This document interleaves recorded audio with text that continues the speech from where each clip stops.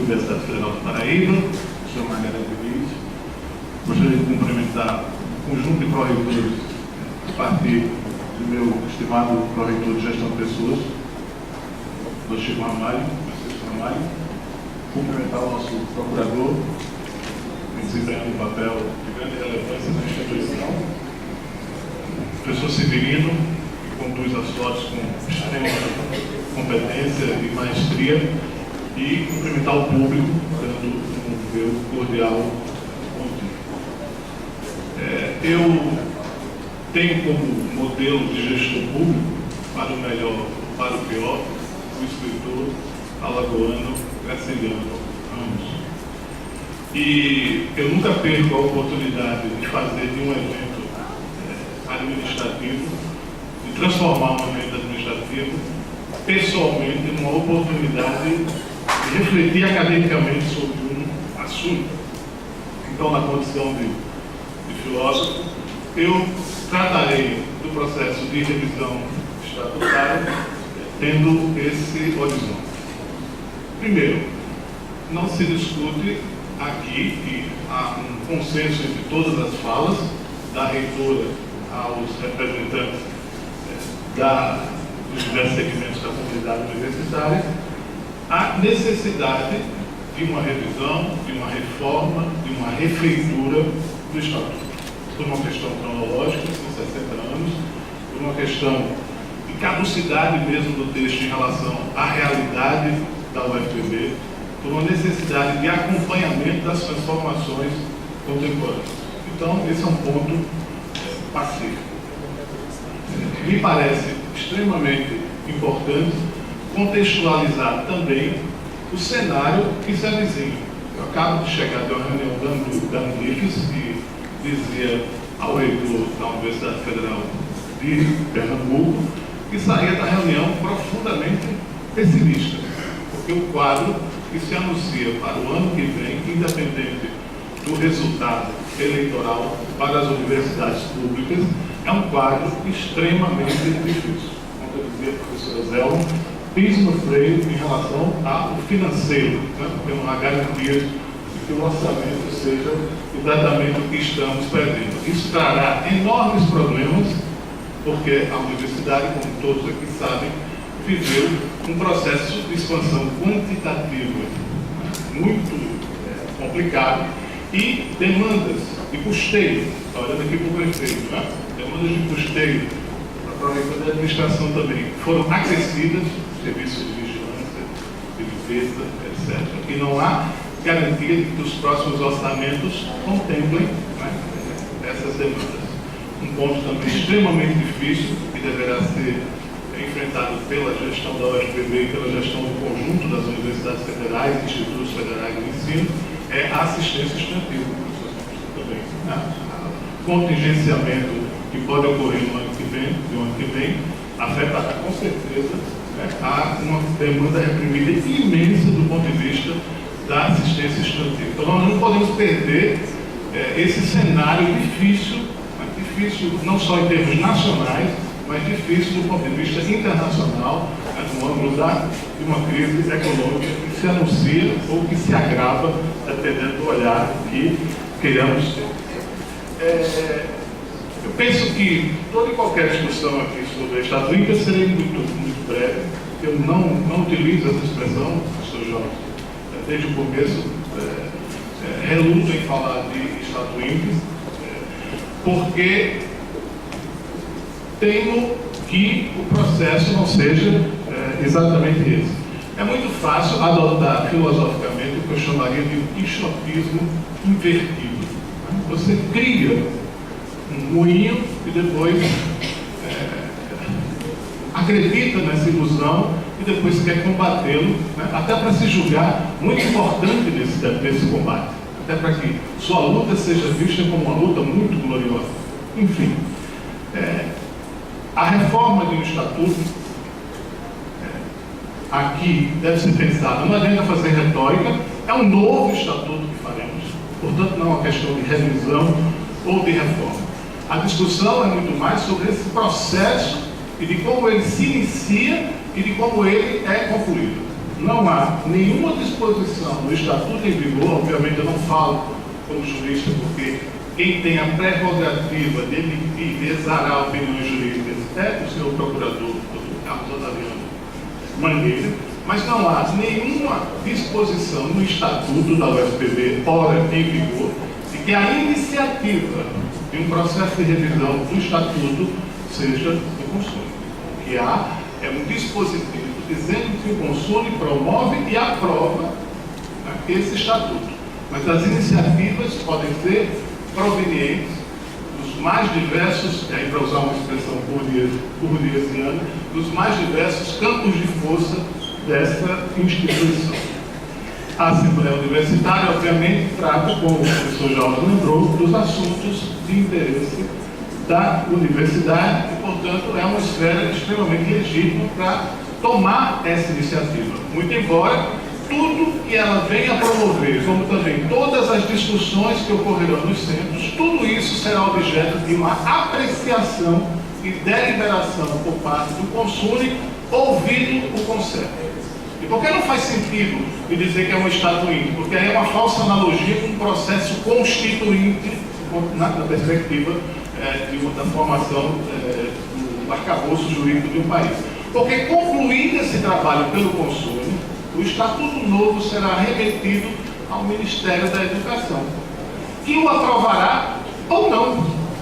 O que significa que nosso poder de construção de um novo documento, de aprovação e de validação é bastante limitado. Bom, o que é um Estatuto? E aí eu quero deixar... Bom, antes de tudo, quero deixar muito claro qual é o meu papel nesse processo. Eu estou vice-reitor da Universidade Federal da Paraíba, e as tarefas do vice-reitor consignadas no Estatuto e no Regimento Geral são tarefas de substituição nas ausências e impedimentos da reitora e de atuação por delegação. Então, em determinados assuntos, eu recebo a incumbência de atuar, que me foi dada pela magnífica reitora. Então, eu tenho nesse momento diversas incumbências, dentre elas, cuidar das mais variadas comissões que tratam de assuntos também distintos da nossa instituição. Estou dizendo na plateia o professor Lucas, que é membro da comissão do plano diretor. Eu tenho também sob minha guarda a comissão de gestão ambiental, acompanho e supervisiono os trabalhos da comissão de processo administrativo. O professor Gustavo, que se encontra no fundo, foi o antigo presidente, hoje o professor Maria Creuza está aqui na minha frente. Trato da comissão de bem-estar animal, enfim, faço parte do comitê supervisiono as atividades do comitê de ética, integro o comitê de gestão de tecnologia, muito trabalho para uma pessoa só, principalmente para alguém que não abriu mão da sua vida acadêmica. Mas, enfim, em todas essas comissões, e essas pessoas que foram aqui mencionadas, cujos nomes foram mencionados, em todas essas comissões, minha atuação não incide sobre o mérito do trabalho realizado. Eu não digo a CPEPRAD como a CPEPRAD deve decidir. Eu não digo a Comissão de Gestão Ambiental como ela deve fazer uma poda de uma árvore. Eu não digo a Comissão do Plano Diretor como deve ser, né, como deve ser a nossa circulação ou o nosso estacionamento dentro da instituição. Portanto, em relação à comissão que fará a reforma, revisão, refeitura, como queiram, do Estatuto da UFPB, eu também não digo como deve ser o Estatuto. Eu simplesmente tenho a tarefa de facilitar o trabalho, de servir de mediador, de canal de comunicação entre a comissão e a administração superior da instituição. Desafios do Estatuto. O que é um Estatuto? É um conjunto de normas que regulam um coletivo concreto. A missão desse coletivo, esse é o principal objeto de um Estatuto, a razão pela qual ele foi criado e como ele realizará suas tarefas, e em se tratando de instituição pública, sempre com vistas ao interesse público. Ponto notado desse Estatuto foi citado pelo professor Gustavo Tavares, concede a sustentabilidade, acessibilidade, inovação tecnológica.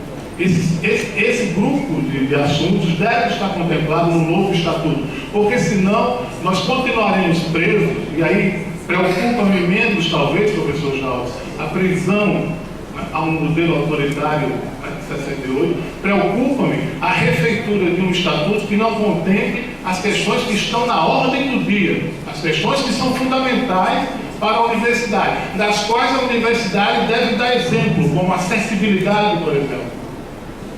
Isso me preocupa.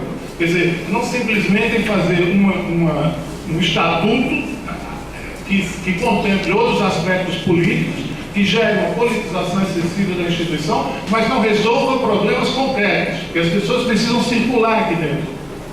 E falta espaço para circulação, falta acessibilidade, falta leitores para pessoas que são cegas, por exemplo, falta um serviço adequado de informática, falta um restaurante adequado para que possamos comer, falta muita coisa dentro da instituição.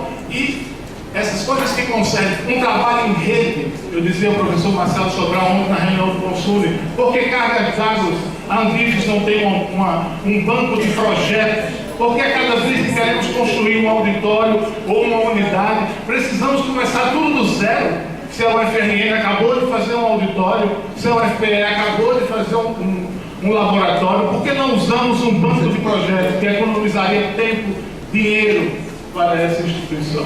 Então, é preciso uma universidade mais sintonizada com o trabalho em rede, conectividade, sustentabilidade, e não simplesmente uma instituição preocupada com politização. Um ponto essencial, eu vou terminar por aqui,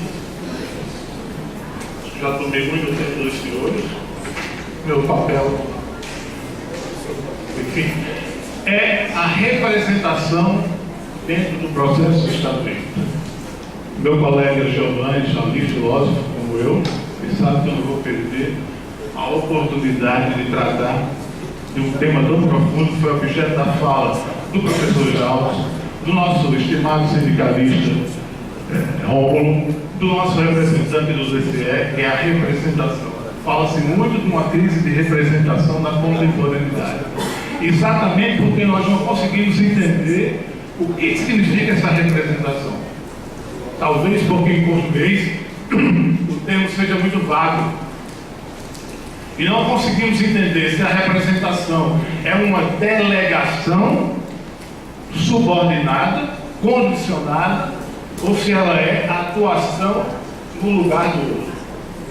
Quer dizer, quando você se queixa de que os servidores não foram informados, há um problema na representação.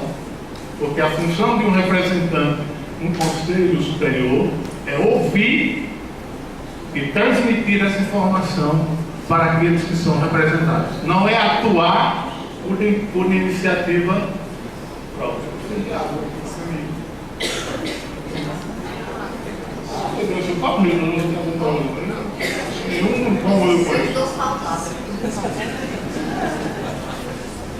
Então, em alemão se fala Vertreter de nada, na aquarela. Vertreter não é nada.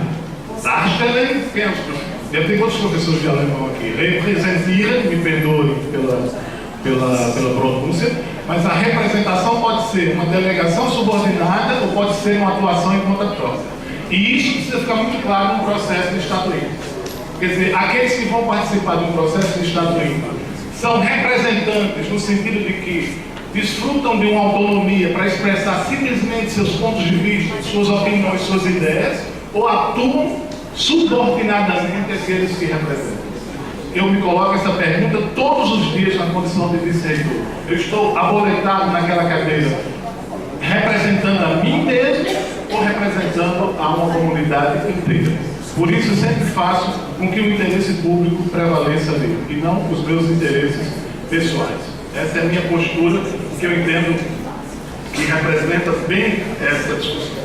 Por fim, esse é o desafio do estatuído: estabelecer uma gestão democrática, porém evitando a politização excessiva. Pensar na representatividade, pensar a primazia do interesse público, incutir novos princípios, conectividade, sustentabilidade, acessibilidade, internacionalização.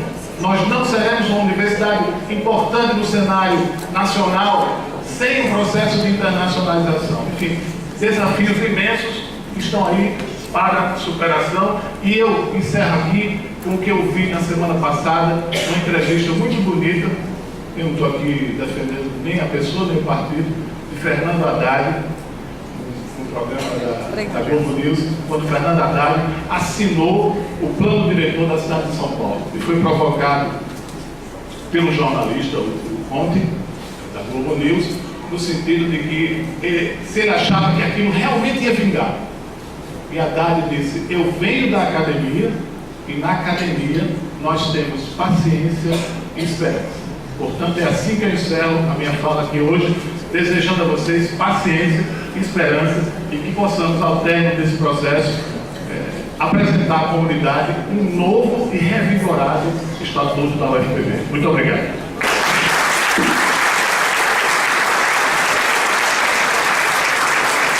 Com a palavra a professora Margarete de Fato, família Melo Diniz.